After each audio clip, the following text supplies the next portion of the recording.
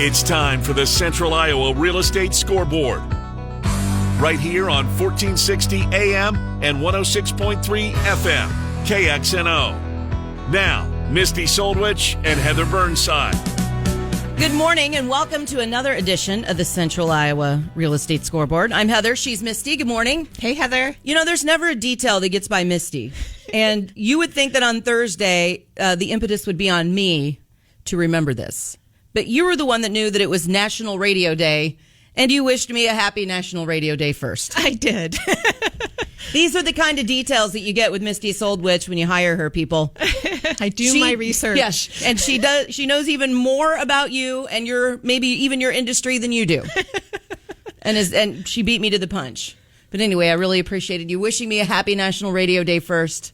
Love doing this show with you on Sunday mornings. Well, you're amazing. So I had to celebrate it for you. Oh, well, thank you so much. And of course, a lot of the time when we're doing this, we're not alone.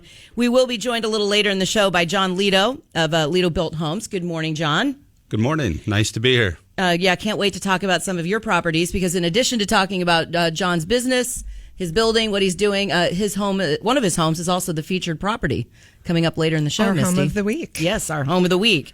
But in the meantime, I love that not only does Misty do all the research, she knows everything.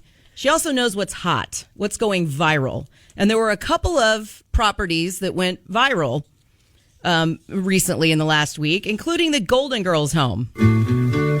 Thank you for being a friend.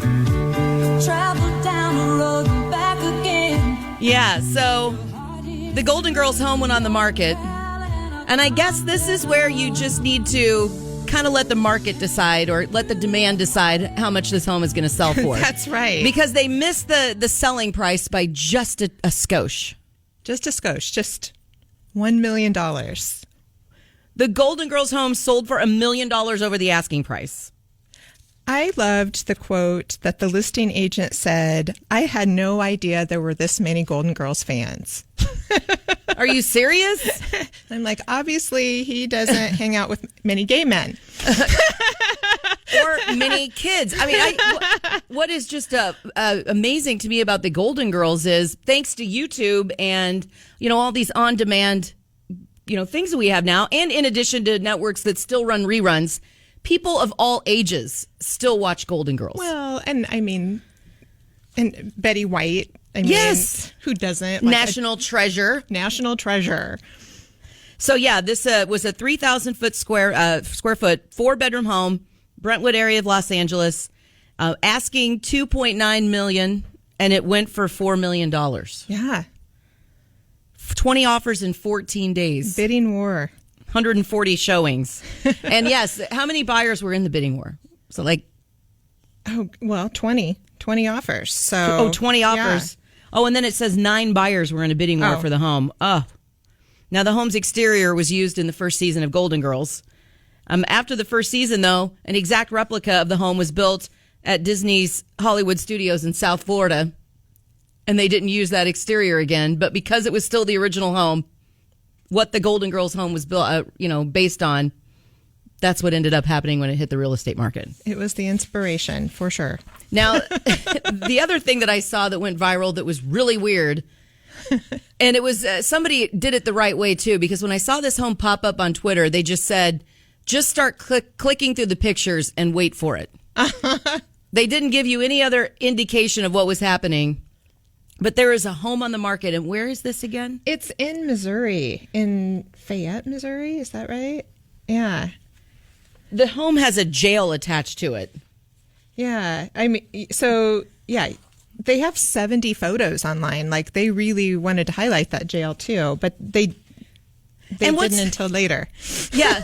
You probably clicked through a good 25 pictures of the exterior of the regular part of the home. Yes. Which was beautiful, by the way. It's gorgeous. An old historic home that had a lot of updates and renovations done to it. And yes, it was gorgeous. And then as you're looking at the kitchen and thinking, oh, I love the tile, the paint, the new cabinets, that door opened. What's back there? Why is there a staircase? What is going on here? And then that's basically a door to the kitchen leads you into like a 10-cell jail. How convenient. Is it? No. Well, I would love to know how you as a real estate agent would sit there and say, well, this home is lovely. Think of the things you could do with an entire jail attached to your house. Right. I guess I didn't realize this, but maybe this is like a Wild West thing or something. But they were saying that in the 1800s, it was really typical for a sheriff and their family to live in the home where the jail was located. I didn't know that. Not really an Iowa thing, to my knowledge. Right. And I would love to know what the sheriff's wife thought about this. She'd make the meals. Yeah, exactly. The gruel. And do I have to do all their laundry too? It's the 1800s. I'm not liking this. But yeah, I would have to think that a unique feature like that on a home, obviously whoever buys the home is going to end up that's going to be probably one of the selling points, or they have a great vision for what they could do with it if they decide not to keep it a jail. Yeah. What a great place to have a haunted house. Like a little True. business thing. Maybe you could turn it into a wine cellar or some sort of, although it's not underground. Yeah. I don't know. It was really weird. Dog kennels. And I guess that leads me to a question about buying historic homes too, because there are some instances where you may buy a home and you're not going to be allowed to make too many changes to it because it's on the historic registry. Right. That is something that when you buy a property that is part of some sort of renown like that, there are restrictions. And there's different neighborhoods that have restrictions on throughout the country. But we certainly see that in Des Moines, like Sherman Hill as an example, where there are different things that you have to keep in mind that you're not able to do or you need to do if you're wanting to make alterations.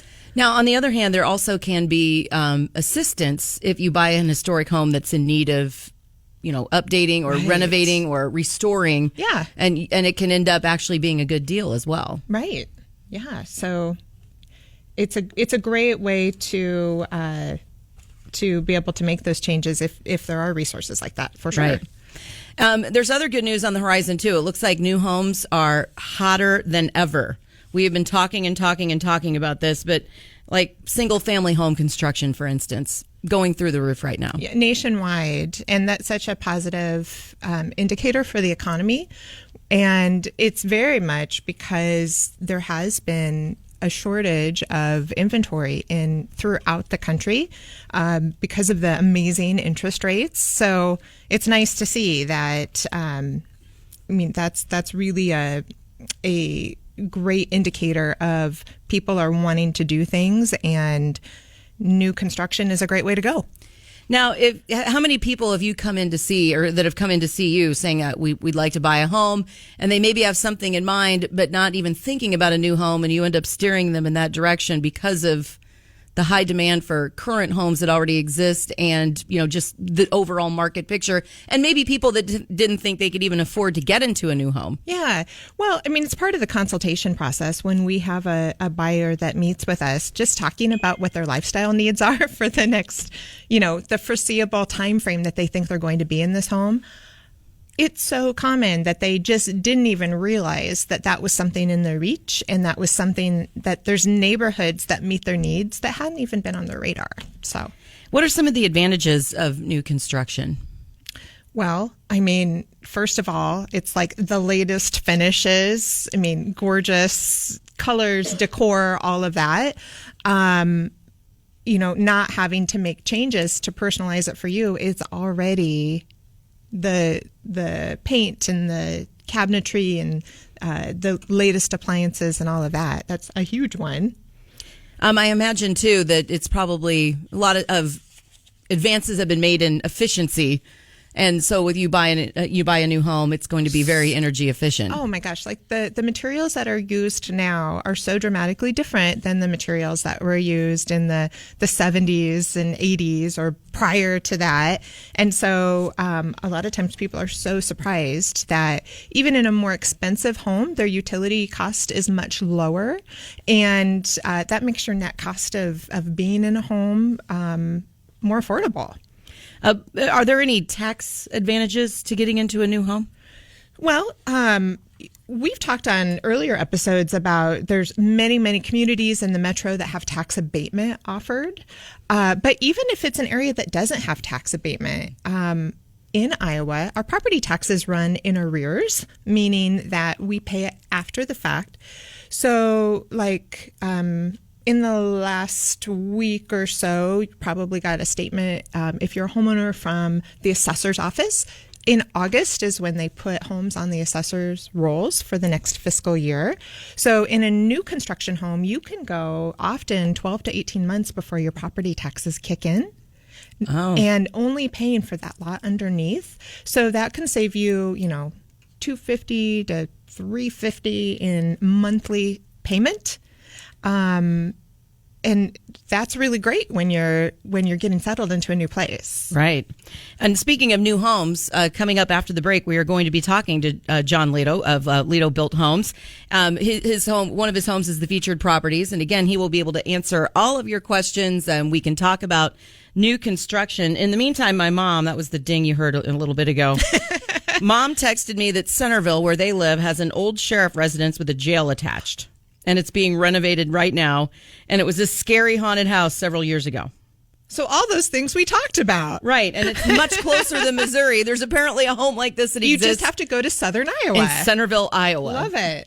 284-5966. You can tweet at me, at Heather Radio. Coming up, we will break it down, the Central Iowa real estate market with Misty, and then we'll be talking to our guest. It's the Central Iowa Real Estate Scoreboard on 1460 KXNO, now on 106.3 FM. Hi, I'm Barbara Corcoran. Are you thinking of selling your home, but you're not sure which agent to hire? You have a lot of choices, but really, the choice is simple. Because there's only one agent I would trust to sell my home. Go to soldincentraliowa.com and check out Misty's Soul Witches guarantee to sell your home, or she will buy it. And there's no risk working with Misty. She will let you out of your contract if you need to for any reason. Go to soldincentraliowa.com and get your home sold.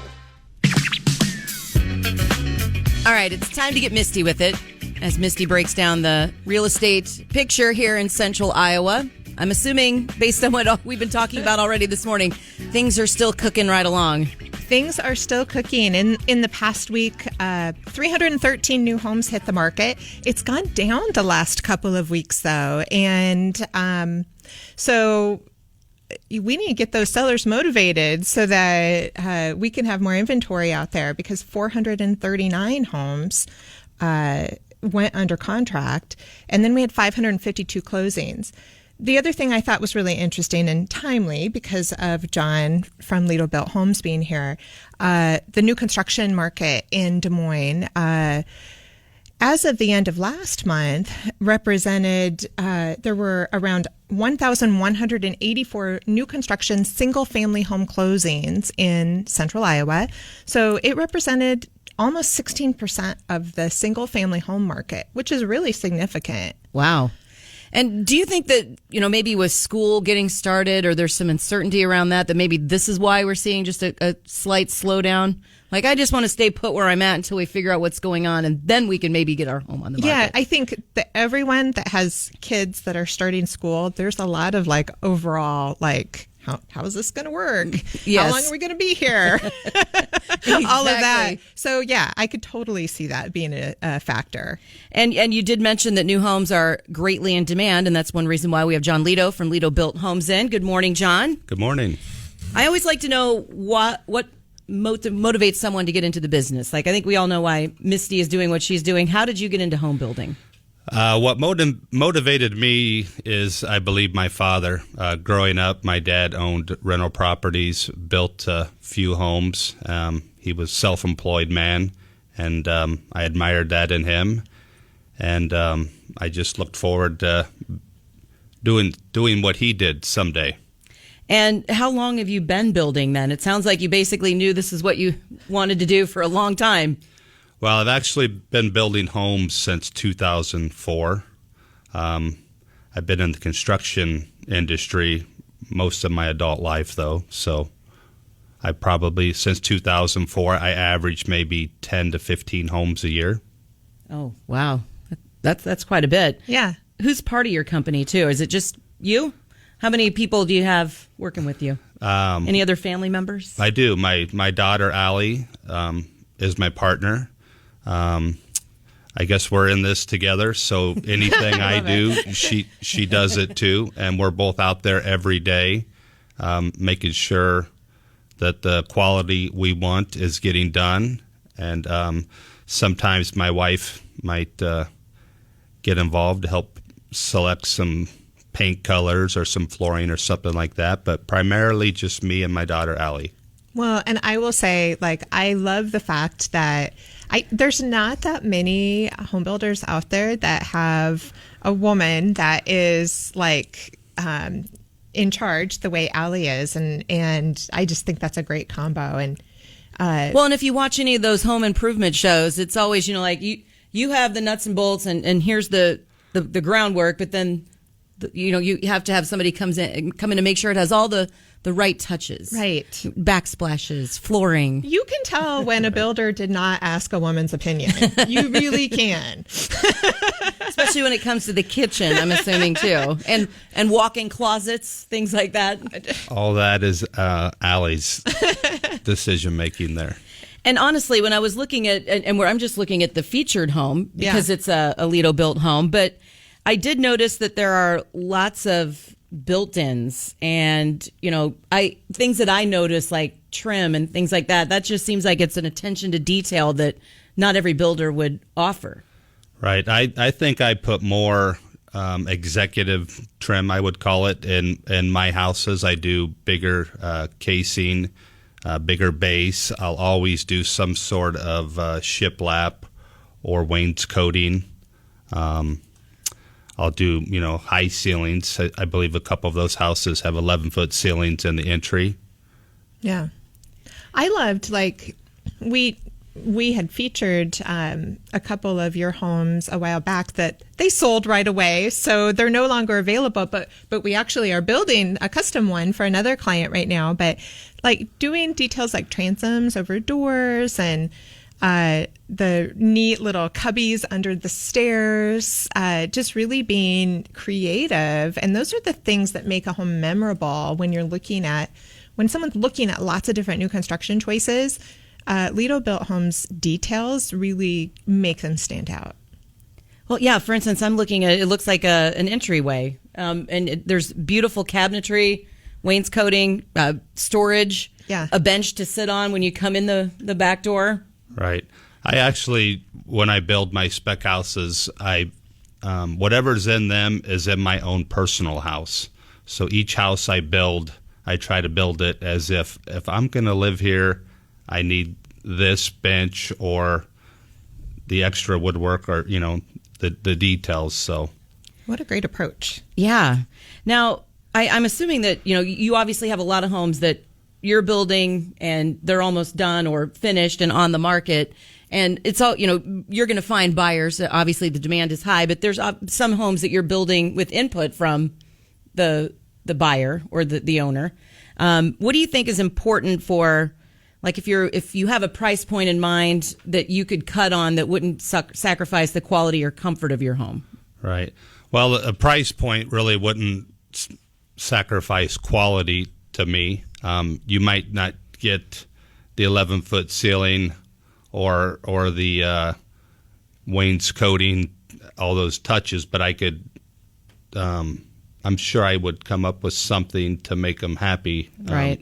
I always would like to give just a little bit of extra in each house that I do. What are some things that you think people don't think about when they're looking and comparing that maybe they should keep in mind? Well, I think a lot of people just look at square footage and price. They don't really look at what they're getting. My houses, I do bigger garages than normal. These featured homes have 26-foot third-car garages. I always do 8-foot doors.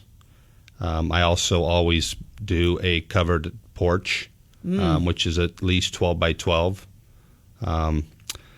So it's just the little, you know, the things that I put into those where maybe others might not, that I think are noticeable. Right.